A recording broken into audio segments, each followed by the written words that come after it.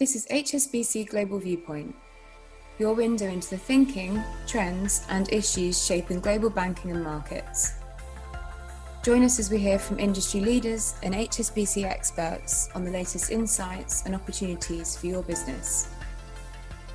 A heads up to our listeners that this episode has been recorded remotely, therefore the sound quality may vary. Thank you for listening.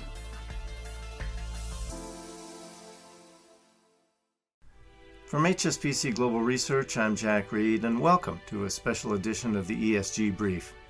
This week, we'll be talking about the plan for climate change and environmental justice. In case you've not heard of it by that name before, this is the ambitious $2 trillion package of environmental measures that Joe Biden had pledged during the presidential campaign.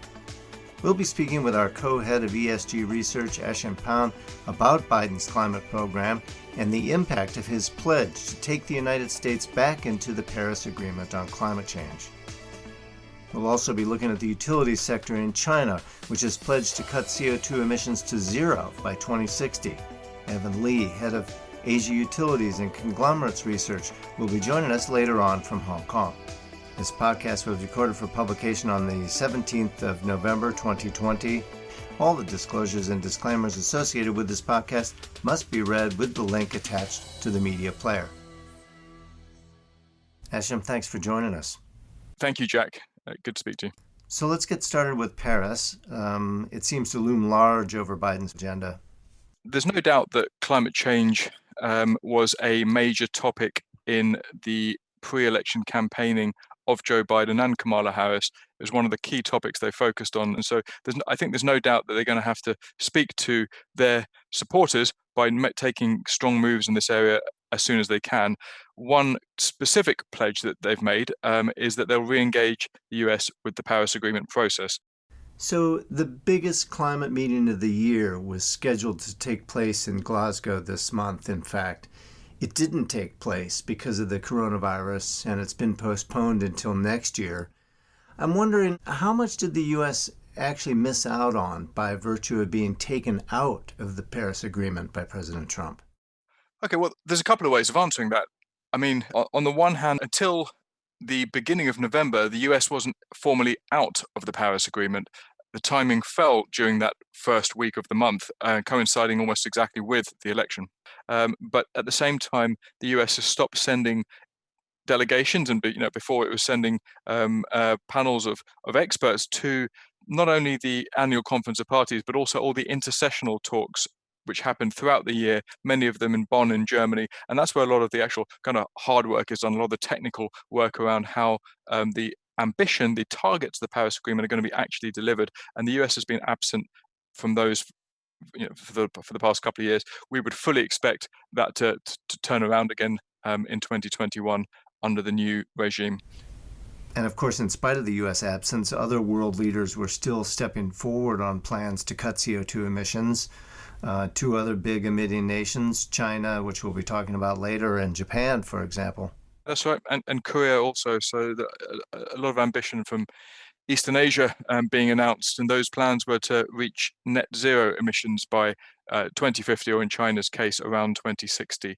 And that's important. That net zero target is one way to give a time frame to what is necessary in terms of decarbonisation to meet those global warming limit targets which have been set within the Paris Agreement. So generally speaking, we talk about 2050 being the date by which we'd need to hit net zero emissions in order to achieve the more challenging target of limiting global warming to 1.5 degrees by century end.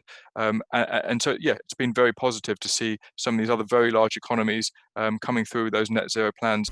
Okay, so it looks like we're back at the table in Paris, but there's also this big domestic commitment from the Biden administration, the plan for climate change and environmental justice. Now, as we know, passing a big spending bill largely depends on holding a majority of seats in the House, which is in Democratic control already, and the Senate. And of course, we don't yet know, and we won't know until January, whether it's possible for the Democrats to wrest control of the Senate from the Republicans. They need those 2 seats in the Georgia runoff for that to happen. But let's assume that they do secure a 50-50 split of the Senate seats, and Vice President Kamala Harris provides the tie-breaking vote in the Senate. Tell us a little bit more about what's in the climate plan and how will it change the U.S. commitment to the climate agenda. If Joe Biden can pass the plan in the shape that he announced it in July, what this will do is put a $2 trillion expenditure number behind a development of much cleaner infrastructure in order to achieve that net zero emissions target by 2050. And specifically, this will ring fence $400 billion for a transition within the power sector towards delivering zero carbon power generation by 2035. At the moment, the US generates power in a number of different ways, including by burning coal and by burning a lot of gas. This would require a phase out of those technologies towards clean technologies only. And so this would be a very, very material transition across the country. There's also pledges around developing 500,000 new electric vehicle charging stations by 2030, and thereby catalyzing that removal of oil from road transport. And there's also a focus within the plan on things like clean rail and innovation around the use of biofuels, clean aircraft fuel attached to that also. He also talks about trying to drive the cost of green hydrogen down. So this is producing hydrogen in a clean way rather than just doing it from fossil fuels, instead cracking water molecules using electrolysis to do so, which remains an expensive process, but it's getting cheaper over time already. And so that's a clear focus for him to achieve decarbonisation. Also kind of points around improving energy efficiency of buildings, aiming to halve the emissions from that sector by 2035. And then also built into that plan are some ideas around how to regulate the fossil fuel industry in such a way that it also plays a greater part in delivering lower emissions in the future. But on the flip side, the Senate may remain in control of the Republicans, and then things become a lot more difficult for Joe Biden. It does. I mean, we think that if he's unable to pass that plan, that would probably be a setback to his overall ambition around climate change. Nevertheless, that doesn't mean there's nothing he can do. There's a number of areas, for instance, deregulatory steps which President Trump has taken over the last 4 years, which impact the environment and which impact how fossil fuels are produced, in particular, which we think Biden may try to use executive powers himself to overturn.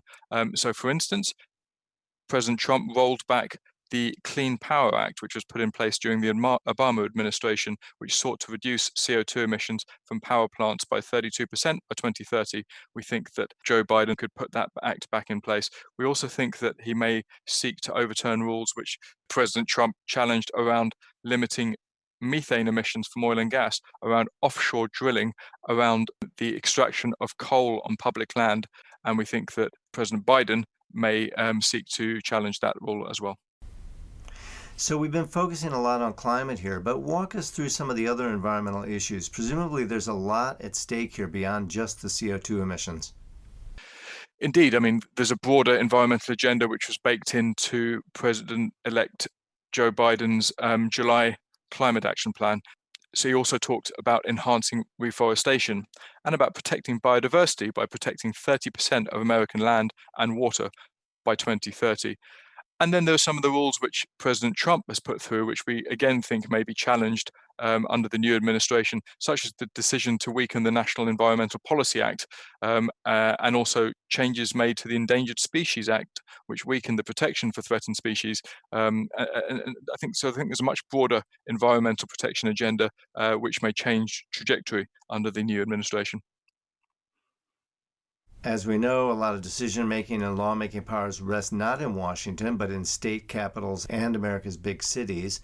What initiatives do you see of significance at the state level? The ambition and policy setting of states and cities within the US has indeed been extremely important so far in pushing forward the climate and environmental agenda across the country. So we've seen some states introducing strong emissions reduction targets. In the case of California, for instance, net zero by 2045, and a number of other states often emulate what California does. And so we've seen other states introducing those net zero targets as well, or very, very steep emissions reduction targets.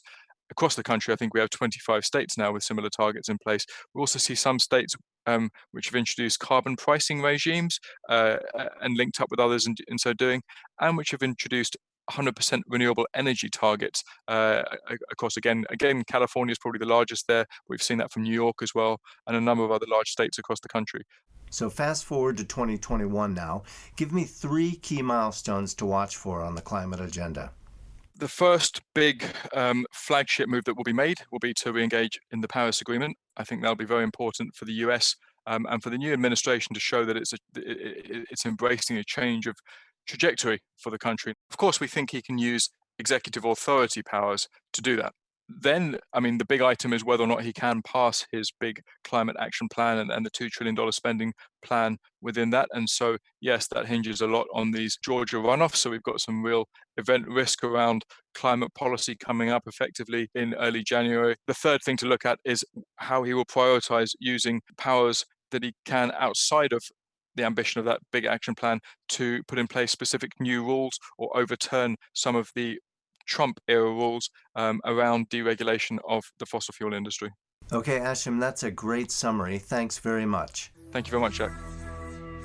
Now, as we mentioned earlier, China has put forward its own climate targets. President Xi pledging carbon neutrality by 2060. Our multimedia producer in Hong Kong, Graham Mackay, spoke with our head of utilities research in Asia, Evan Lee, about Xi's initiative and its impact on power generation.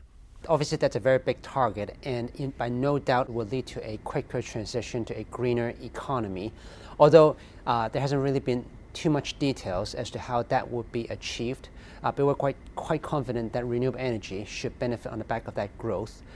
It's worth mentioning that China already has a target to bring non-fossil fuel to account for 20% of primary energy consumption by 2030. So it'll be quite interesting to see if that target will be brought forward. Based on the current trajectory on how renewable energy assets are growing, we believe that the target could be achieved 3 to 5 years earlier, maybe around 2025.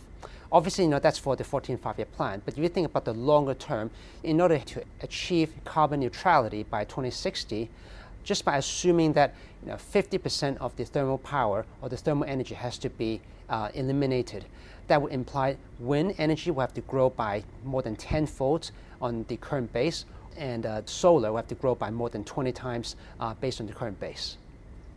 Okay, so those are some pretty big commitments. What do you see as the challenges to making them happen? Yes, obviously there will be challenges because right now we do see certain limitations based on the infrastructure that we're dealing with. The power grid obviously has a limitation on how much renewable energy they could bring into the system in the near term. As we know, the cost of energy storage is actually quite high, which could easily double the levelized cost of energy for wind and solar based on today's cost. Another challenge that we're dealing with is that China doesn't have a proper spot electricity market, what that means is that electricity could not be priced properly based on demand supply. And then lastly, we have to understand that China's electricity market is rather centralized. If we could decentralize the system to bring the power supply and power systems closer towards the end demand, that would also help with the integration. So clearly solar and wind are the focal points of your outlook. Is gas still relevant? You're quite right. Solar and wind obviously will be direct beneficiaries in this, and the related equipment providers would obviously leverage on these green targets. Gas, we think, will increasingly become a bit more controversial going forward because given it is a fossil fuel. We understand that some of the developed markets are starting to question whether or not this should be part of the climate strategy. But in our view, we think that the case in China is a bit unique because the country is obviously burning a lot of coal, and to replace that in the near term, gas has to be an integral part of the energy strategy. So we still believe that gas should enjoy a decent amount of growth, at least in the near and medium term. Evan Lee, thank you very much for your insight today. Thank you, Graham. Thank you very much. So that's the ESG Brief. Special thanks to Ashim Pound, our co-head of ESG Research, and to our Asia Pacific Utilities and Conglomerates Research Head, Evan Lee. Remember, all the research discussed on today's podcast is available on the research website at research.hsbc.com. Don't forget our other regular podcasts, our weekly macro brief looking at the big macroeconomic research of the past week, and the equity brief. For all of us here at HSBC Global Research, thanks very much for listening, and we'll be back soon.